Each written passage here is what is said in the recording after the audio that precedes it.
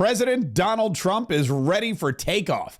President Trump went to Texas yesterday. He was the guest of Elon Musk, who is the CEO of SpaceX and all-around genius, and of course, the co-chair of the new Department of Government Efficiency, which we're all looking forward. That's very exciting. And he invited the president and a bunch of his staff members and his family down to Texas to witness the launch of his brand new Starship rocket. And this, of course, was the 6th test of the Starship rocket, and it was successful. It went up into space and it came back down just the way it was supposed to. There was a booster issue, but really, it was an incredible time and it was an incredible experience. And it was an incredible visual for the United States of America. And I believe a metaphor for President Trump in his next 4 years, the second golden age, if you will, the rocket taking off into the sky, breaking records at lightning fast speed and successfully splashing back down. That's going to be President Trump and his plan for the United States of America.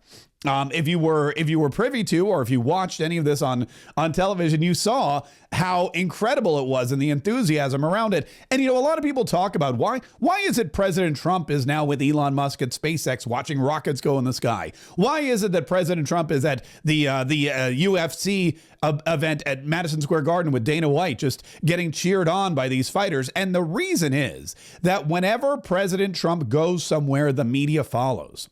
Whenever President Trump attends an event of historical importance or of societal, excitement, it shows that President Trump is not only there, not only part of the American electorate, but it shows how much America is advancing. And if President Trump weren't at the rocket launch yesterday for SpaceX, a lot of people would have watched it, but way more people had eyes on just how technologically advanced and technologically exciting the United States has become over the last 4 years. And of course, the future is oh so bright.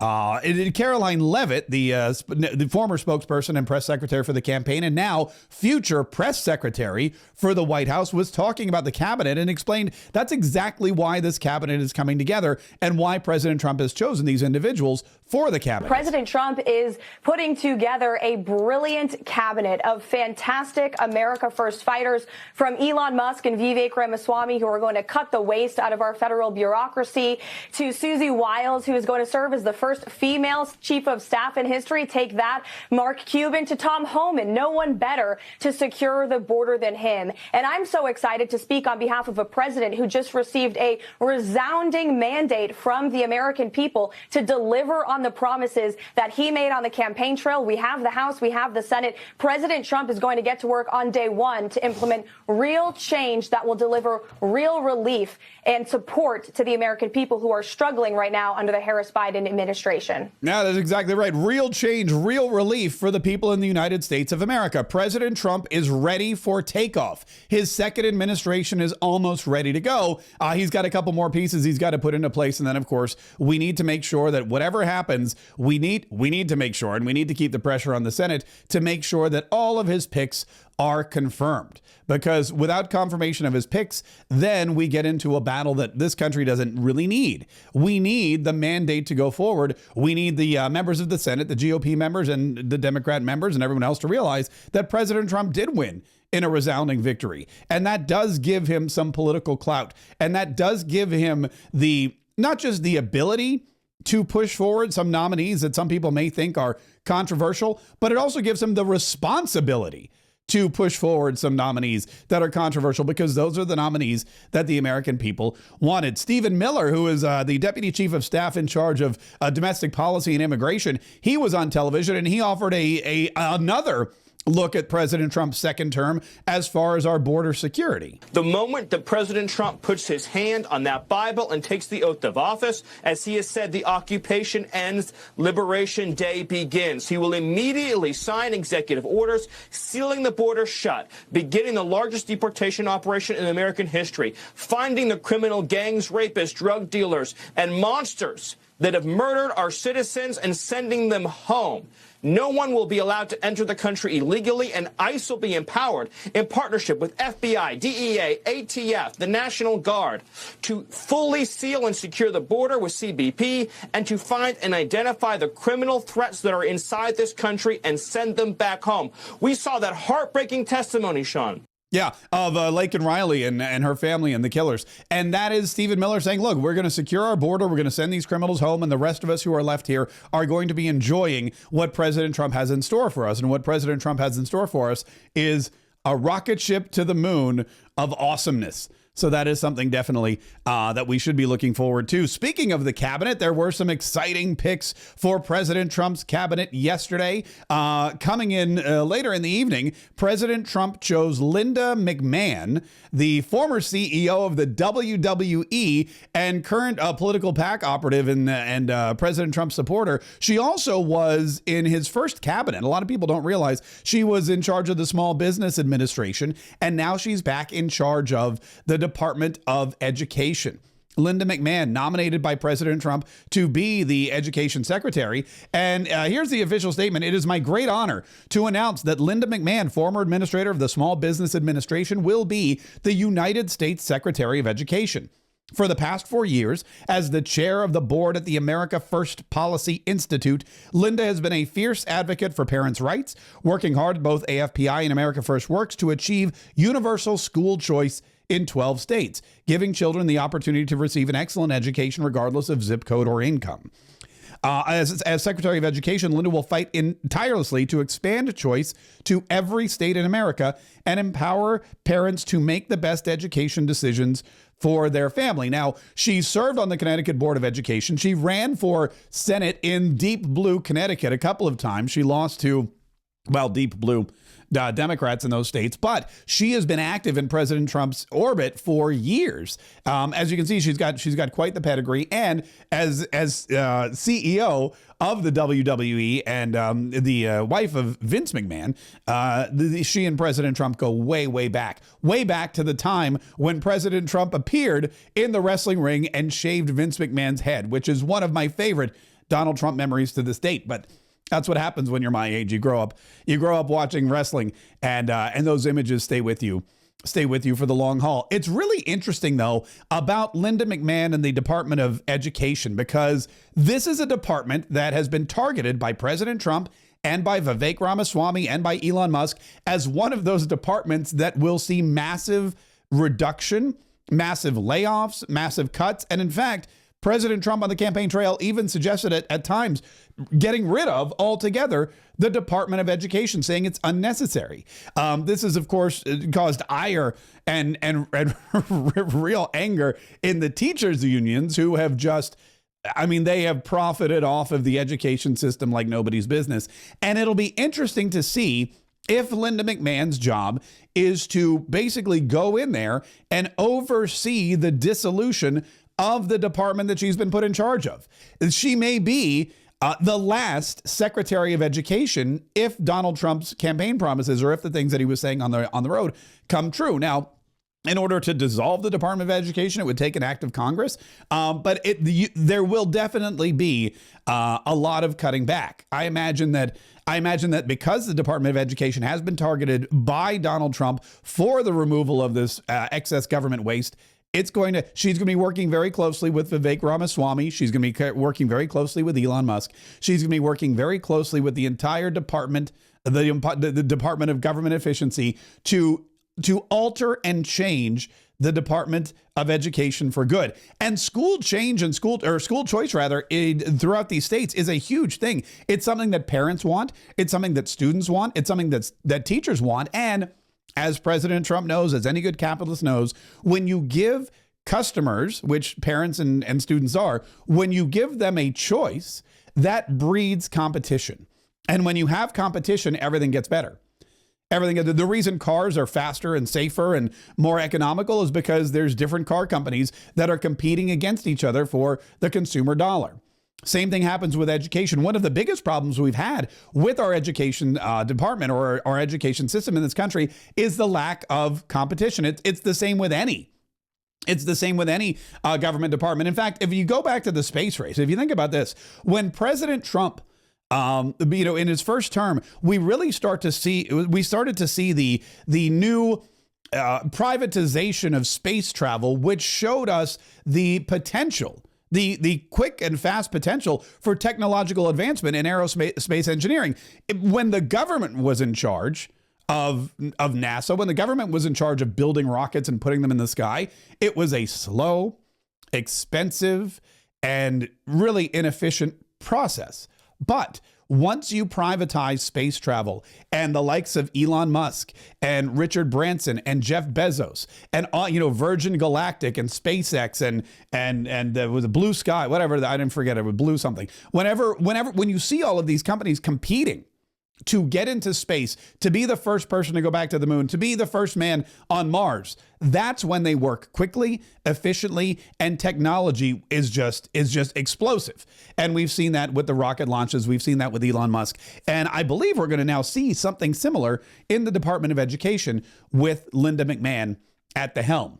Another appointment yesterday was the Secretary of Commerce, and that went to Howard Lutnick from Cantor Fitzgerald. Howard Lutnick, you've seen probably on the campaign trail. He gave that fiery and impassioned speech at President Trump's Madison Square Garden rally, telling the story about 9/11 and how he lost almost his entire company because they were situated on the top floors of the World Trade Center. Cantor Fitzgerald, which he thought would disappear, would crumble, but he was able to rebuild with the help of him, with the help of a lot of investors, with the help of President Trump, and with the help of his employees who worked with him to make it again a global economic powerhouse. Well, Howard Lutnick was originally rumored, and this is the thing about rumors. This is why we have this show. This is why it's so important. It's so important that people realize the rumors coming out of the president's transition team, the rumors that are coming out of Mar-a-Lago or wherever you may hear them, whatever the press tells you is not accurate. If you're still believing the press, then you haven't been paying attention for the past 8 years. But the media, they come up with their own stories. They have their own leakers. They think they know better. And they're trying to fill this 24-hour news gap. The creation of a 24-hour news cycle has created just basically a bunch of lies, because if you've got to talk for 24 hours about something and there isn't 24 hours worth of news, that's why it's important to know and trust your sources. Here, we bring you the information directly from the transition team, directly from President Trump's orbit, directly from the White House when he takes that oath of office, from the White House to my mouth to your ears, with no spin, no lies, no propagandizing, none of that. It's just going to be the news about President Trump and how he's working every single day with his team to make America great again. And Howard Lutnick is now joining that team as Commerce Secretary. President Trump wrote, "I am thrilled to announce that Howard Lutnick, Chairman and CEO of Cantor Fitzgerald, will join my administration as the United States Secretary of Commerce. He will lead our tariff and trade agenda with additional direct responsibility for the office of the United States Trade Representative." In his role as co-chair of the Trump-Vance transition team, Howard has created the most sophisticated process and system to assist us in creating the greatest administration America has ever seen. And that's two co-chairs now, because Linda McMahon was also co-chair, that have ended up in President Trump's cabinet. As we track the cabinet, you can see that it's really it's coming together quickly, and there are now just 4 in line of succession Senate confirmed positions left. Treasury, the biggie. That's the one I imagine at this point that President Trump may be leaving till the last moment. You know, the Treasury Secretary, especially as we are in this tumultuous economic time, is going to be important. And of the 4 remaining, it's probably the biggest one. So it'll be interesting to see who that pick is and when that pick comes. I imagine that agriculture, labor, housing, and urban development, those picks will come before Treasury, although you never know. President Trump likes to plan everything out. They like to make sure that they're getting the most out of their press cycle. And depending on who that Treasury pick is, we know it's not Howard Lutnick. It's going to be really interesting to see what that means for the economy moving forward.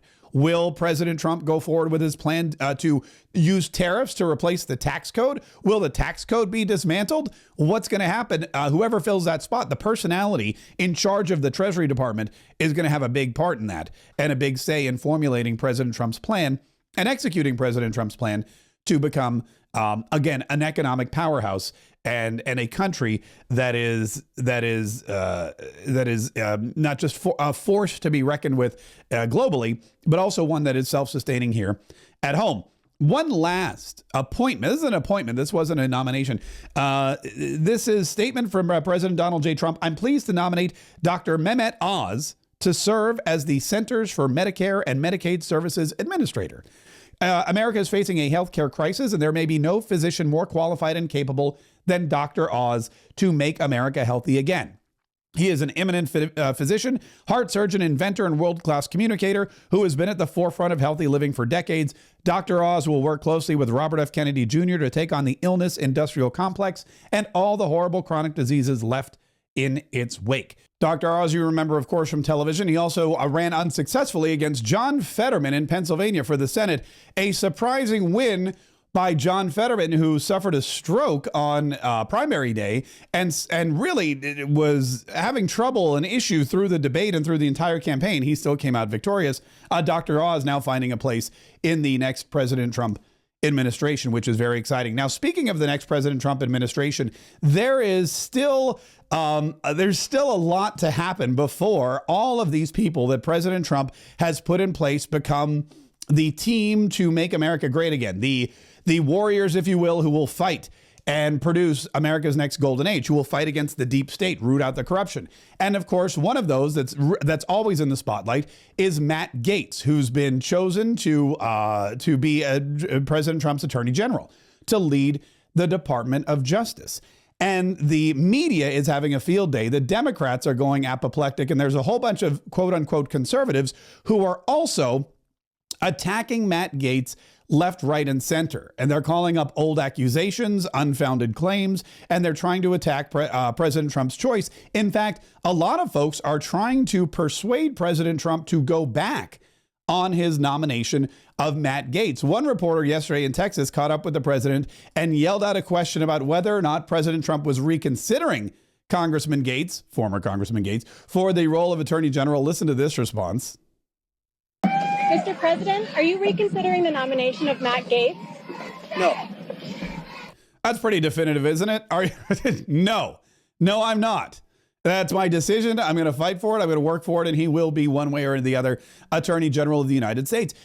President Trump has been getting a lot of support for his decision, too, from some of Matt Gaetz's former colleagues in the Congress. One of them is Anna Paulina Luna from right here in Florida. And she had a fiery response to a CNN question about Matt Gaetz and these DOJ investigations and whatever's in this ethics report. I've been able to get firsthand knowledge from the Department of Justice and FBI once they came out and acquitted Gaetz and actually dropped their investigation into him because they found that all those allegations, as you had just stated, were actually unfounded. You know, I really would appreciate it if networks would cover the fact that this was also tied to a $25 million extortion scheme against Matt Gaetz and his father. And to furthermore, you know, I find it interesting that these actual allegations come out at peculiar timing while he's being nominated to be the Attorney General. To be clear, I do think Matt Gaetz is going to be an incredible Attorney General. I think this baseless smear campaign, frankly, is abhorrent that it's happening to someone like Matt Gaetz, who's done so much to fight the government corruption.